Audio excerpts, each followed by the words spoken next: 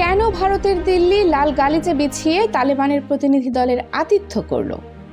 একটি দেশ যা আগে তালেবানকে দূরে রেখেছে, আজ কেন তাদের সঙ্গে ঘনিষ্ঠ যোগাযোগ স্থাপন করছে? একে কি কূটনৈতিক স্বীকৃতি বলা যাবে, নাকি বাস্তব পন্থার প্রয়াস?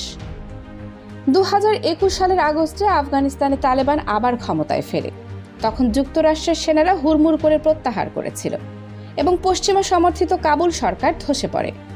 ভারতের দূতাবাস তখন দ্রুত বন্ধ করা হয়, কূটনীতিক ও নাগরিকদের সরিয়ে আনা হয়। অতীতেও ভারত তালেবানকে সরাসরি স্বীকৃতি দেয়নি।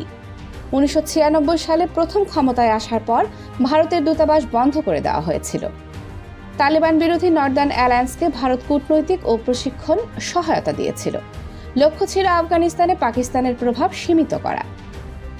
কিন্তু 4 বছর পর পরিস্থিতি বদলে গেছে। ভারতের প্রধানমন্ত্রী নরেন্দ্র মোদীর নেতৃত্বাধীন সরকার তালেবানের পররাষ্ট্রমন্ত্রী আমির খান মুত্তাকিকে ভারতের রাজধানীতে স্বাগত জানায়। এটি তাদের প্রথম সরকারি সফর।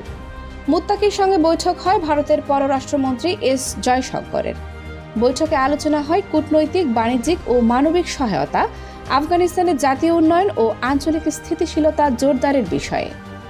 নয়াদিল্লি ঘোষণা দেয় কাবুলে ভারতীয় দূতাবাস পুনরায় খোলা হবে। তালেবান প্রতিনিধি মুত্তাকি ভারতকে ঘনিষ্ঠ বন্ধু হিসেবে আখ্যা দেন। দুই পক্ষ সম্মত হয়েছে নিয়মিত সংলাপে অংশ নেওয়ার জন্য। আফগানিস্তান ভারতীয় প্রতিষ্ঠানগুলোকে খনি শিল্পে বিনিয়োগের আহ্বান জানাচ্ছে, যা দুই দেশের বাণিজ্যিক সম্পর্ক আরও জোরদার করবে। বিশেষজ্ঞরা বলছেন, ভারতের এই পদক্ষেপ কৌশলগত বাস্তবতার উপর ভিত্তি করছে। পাকিস্তান তালেবান সম্পর্কের অবনতি, সীমান্তের সংঘাত এবং আফগান শরণার্থীদের সমস্যা সবই ভারতের নিরাপত্তার জন্য প্রভাবিত। ইতিহাসে তালেবানকে পাকিস্তানের প্রভাবশালী প্রক্সি হিসেবে দেখা হতো, তবে এখন তারা আগের মতো পুরোপুরি পাকিস্তানের নিয়ন্ত্রণে নেই। ভারতের লক্ষ্য আফগানিস্তানের সঙ্গে যোগাযোগ বাড়িয়ে পাকিস্তানের প্রভাব কমানো এবং আঞ্চলিক স্থিতিশীলতা বজায় রাখা। বিশেষজ্ঞ প্রবীণ দন্থি বলেন, এটি কৌশলগতভাবে অত্যন্ত গুরুত্বপূর্ণ সম্পর্ক। মতাদর্শের পার্থক্য থাকা সত্ত্বেও বাস্তব পন্থা প্রয়োজন। ভারত আফগানিস্তানে মানবিক সহায়তা ও উন্নয়ন প্রকল্প আরও বাড়াচ্ছে। আফগান শিক্ষার্থীরা ভারতের বিশ্ববিদ্যালয়ে পড়াশোনা করছে। ব্যবসায়ীরা ভারতীয় বাজারের উপর নির্ভরশীল। ভারতীয় সহায়তায় নির্মিত হাসপাতাল, বাঁধ ও অন্যান্য প্রকল্প আফগান পরিবারের জীবিকা নিশ্চিত করছে। তালেবানকে ভারতীয় হস্তক্ষেপ ও সহযোগিতা এক আন্তর্জাতিক কূটনৈতিক অর্জন হিসেবে দেখছে। বৈঠকের মাধ্যমে তারা কার্যত বৈধতা ও মর্যাদা পাচ্ছে, যদিও আনুষ্ঠানিক স্বীকৃতি এখনও নেই।